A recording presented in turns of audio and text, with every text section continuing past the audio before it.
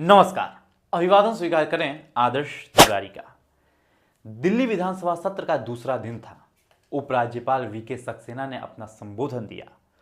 उपराज्यपाल ने अपने संबोधन में सरकार आने वाले समय में क्या क्या काम करेगी उसको गिना रहे थे।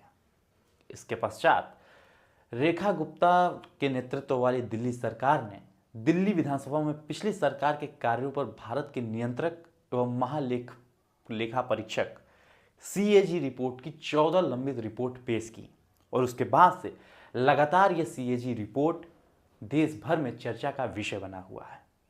तो सबसे पहले बताते हैं कि ये कैग रिपोर्ट है क्या। इसका पूरा नाम होता है comptroller and auditor general of India. यह एक संवैधानिक संस्था है जिसकी स्थापना भारतीय संविधान के अनुच्छेद 148 के तहत की गई थी। कैग का काम मुख्य केंद्र और राज्य सरकारों के सभी प्राप्तियों और व्यय को जांच करना है। इसके साथ ही यह सरकारी स्वामित्व वाली कंपनियों, स्वायत्त निकायों और उन संस्थाओं को ऑडिट करता है जो सरकार से पर्याप्त वित्तीय सहायता प्राप्त करती हैं। आसान भाषा में बात करें तो कैग ये सुनिश्चित करता है कि जनता का पैसा सही तरीके से खर्च किया जा रहा है या नहीं। और यह चर्चा का विषय इसलिए बना हुआ है कि केजरीवाल सरकार की नई आबकारी नीति पर कैग की रिपोर्ट को लेकर लंबे समय से दिल्ली की सियासत गर्म रही है। और अब जब प्रदेश में नई भाजपा सरकार आई और अपना कार्यभार संभाला तो लाजमी था कि वह इस रिपोर्ट को विधानसभा में पेश करती। भाजपा समेत पूरा विपक्ष लंबे समय से इसकी मांग कर भी रहा था। मुख्यमंत्री रेखा गुप्ता द्वारा पेश कैग रिपोर्ट में जो बातें सामने आई हैं उनमें इस नीति के कारण राज्य सरकार को 2000 करोड़ रुपए से अधिक के नुकसान की मुनादी तो है ही, कुछ अन्य तब्दीलियों को भी सवालों के घटकरे में खड़ा किया गया है। निसंदेह ज्यादा तब्दीलियां पहले से ही सार्वजनिक बहस का हिस्सा रही हैं, बल्कि लोकसभा चुनाव और विधानसभा चुनाव में कथित शराब घोटाला एक अहम राजनीतिक मुद्दा भी रहा और दिल्ली की जनता उस पर दो बार अपना जनादेश दे भी चुकी है। बेशक ये मामला अदालत में है और उसके अंतिम फैसले से दूध का दूध और पानी का पानी हो जाएगा। इसमें कोई दो राय नहीं है कि इस प्रकरण ने आम आदमी पार्टी और इसके शीर्ष नेतृत्व को भारी राजनीतिक नुकसान पहुंचाया है। और अब कैग की रिपोर्ट से जो बातें उजागर हुई हैं उनमें इस पार्टी को एक बार फिर बचाव की मुद्रा में आना पड़ेगा। और क्योंकि इस बात ने कई बातें लोगों को पहली बार पता चल रही हैं, मुमकिन है कि अदालत में कथित शराब घोटाले से जुड़े मुकदमों में आम आदमी पार्टी के नेताओं को नए सवालों का भी सामना करना पड़ सकता है।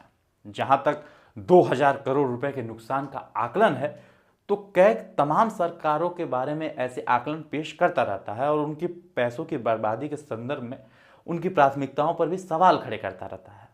मगर वे नुकसान भ्रष्टाचार के ही कारण हुए हैं, इसे अदालत में साबित करना पड़ता है।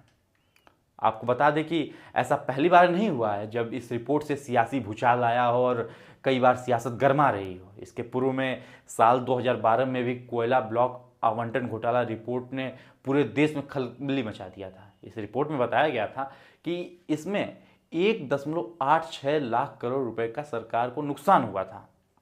इसके बाद साल 2010 में कॉमनवेल्थ गेम्स घोटाला का भी पर्दाफाश कर चुकी है। इस रिपोर्ट के बाद कॉमनवेल्थ गेम आयोजन समिति के अध्यक्ष सुरेश कलमाड़ी की गिरफ्तारी भी हुई थी।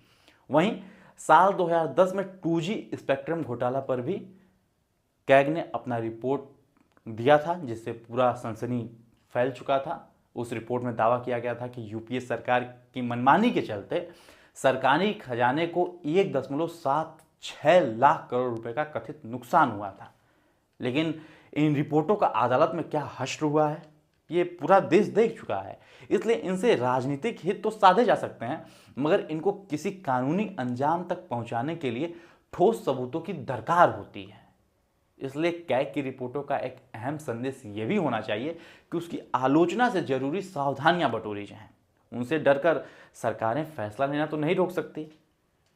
इसलिए आम आदमी पार्टी को और आम आदमी पार्टी के जो शीर्ष नेतृत्व है उनको जो भी खुलासे हो रहे हैं उनका माकूल जवाब विधानसभा के जरिए देना चाहिए कि दिल्ली की जनता को सब पता चल सके और दिल्ली की जनता आपके बारे में भी कुछ विचार कर सके। बहरहाल मुझे दीजिए इजाज़त। यदि इस वीडियो को आप यूट्यूब पे देख रहे हैं तो चैनल को अभी सब्सक्राइब करें और फेसबुक पे देख रहे हैं तो पेज को तुरंत फॉलो करें। धन्यवाद।